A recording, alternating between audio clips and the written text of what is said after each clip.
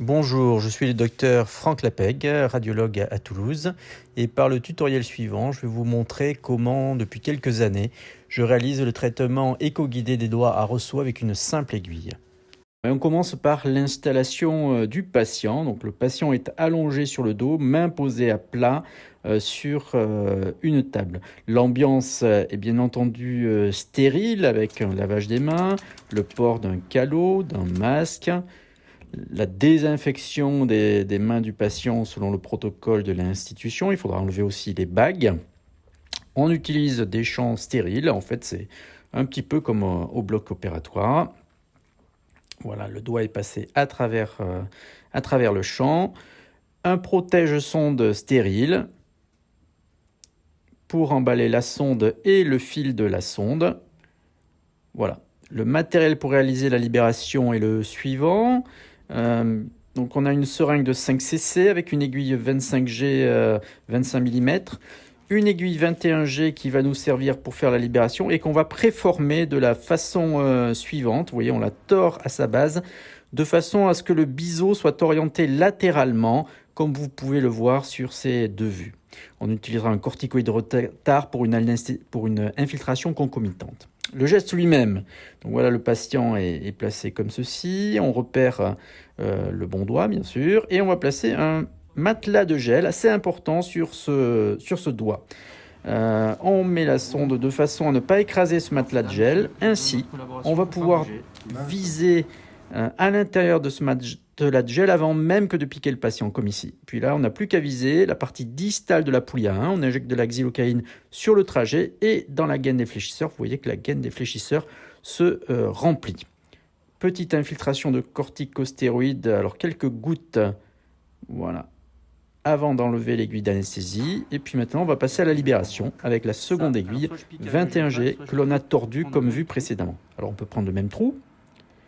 Voilà, on pose la sonde. Alors vous voyez, en général, les patients se contractent et il faut leur demander de se détendre.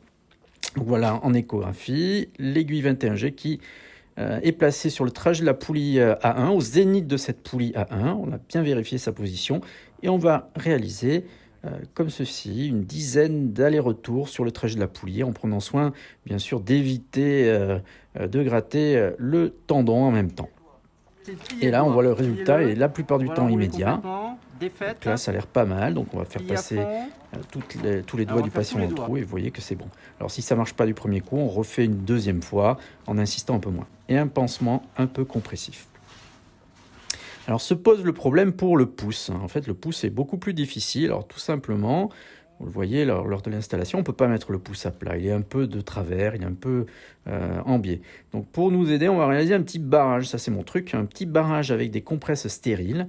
Et ainsi, le gel que l'on va mettre ne va pas partir, ne va pas tomber. On va pouvoir également faire la technique du gel pad, du matelas de gel, pour placer notre aiguille dans ce matelas de gel avant même que de piquer le patient. Voilà, là, on fait l'anesthésie de cette façon-là.